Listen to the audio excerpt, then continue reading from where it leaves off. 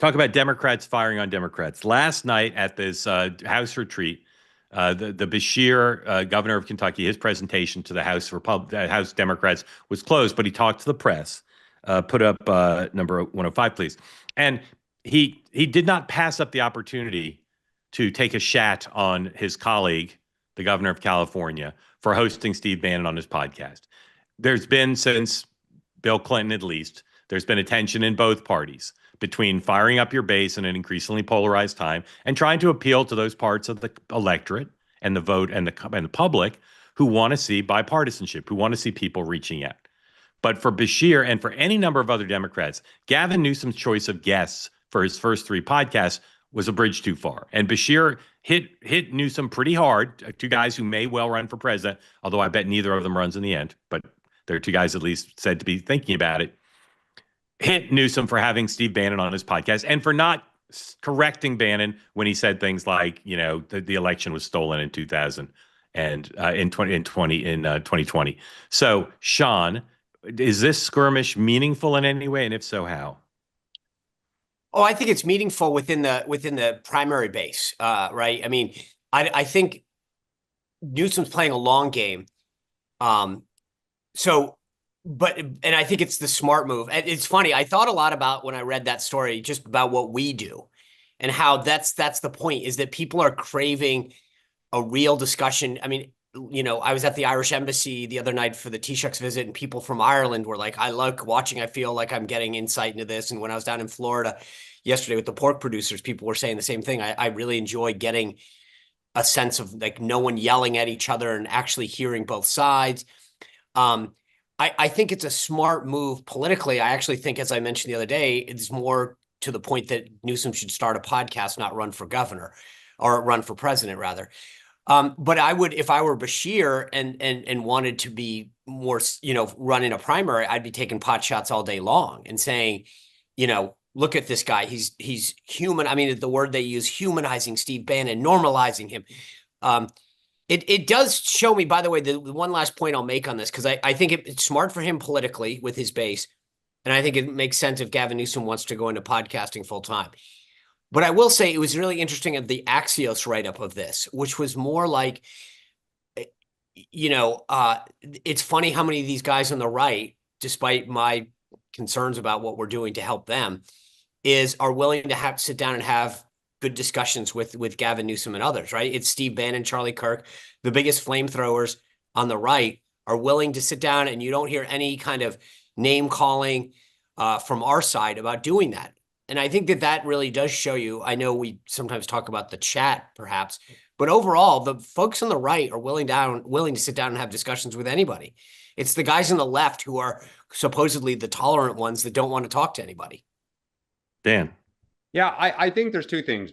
Where Newsom is, I think, beginning to irritate people is when Bannon and Kirk go on there, they say the same thing to Newsom's face as they would say to each other or on here or on Fox. When what's upsetting to Democrats is, and when Trump, by the way, goes to NBC or whatever, like if you come at him, he'll go right back at you. He's not changing his tune and saying, the Democrats are really right on some of these issues, and I agree. And then he goes to Fox and says something else.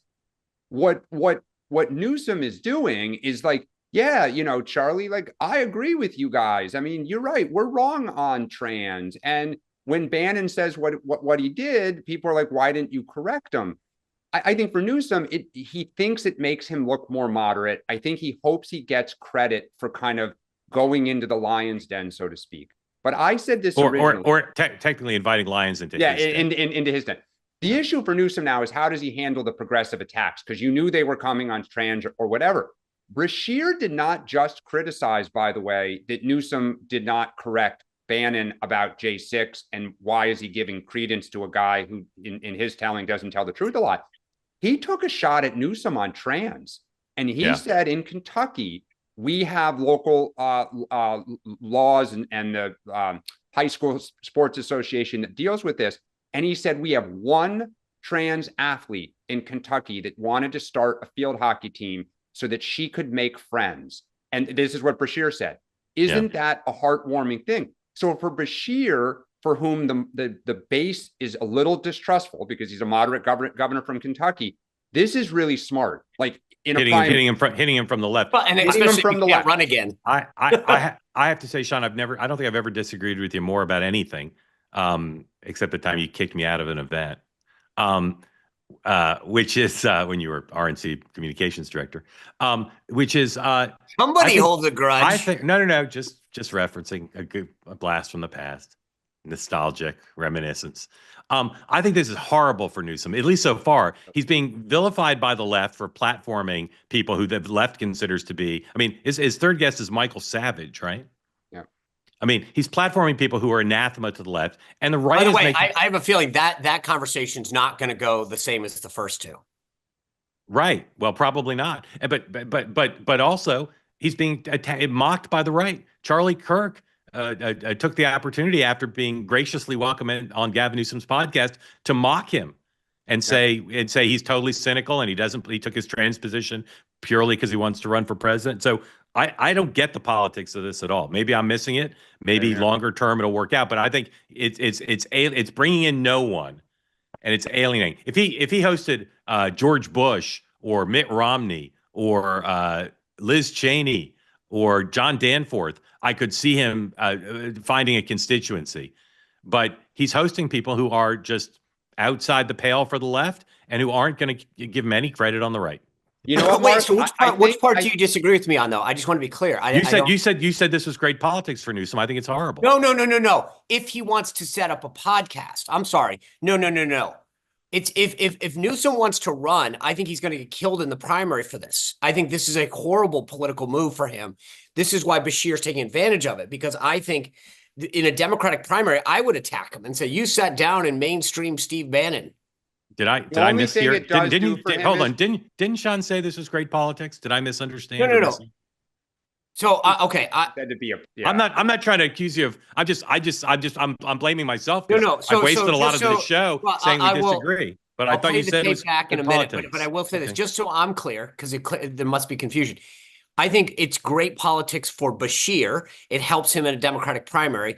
I think this is short-sighted for Newsom because he'll get killed in a Democratic primary for hanging out with these people. I mean, I could even attack him for that. I think the only thing Newsom says that is positive is we are talking about Gavin Newsom in the spring of 2025. Right. And that I think was his goal, but it was clumsy and just buffoonish. At best. All right, we got a ton to get to, and I don't want to use up all the time because we also have a lot of hands up. So let me try to go quick here. Dan, really quick. Who are the 6 Democrats besides Schumer and Fetterman who are going to vote for closure for the CR? It'll be older members that have been there for a while. Name them.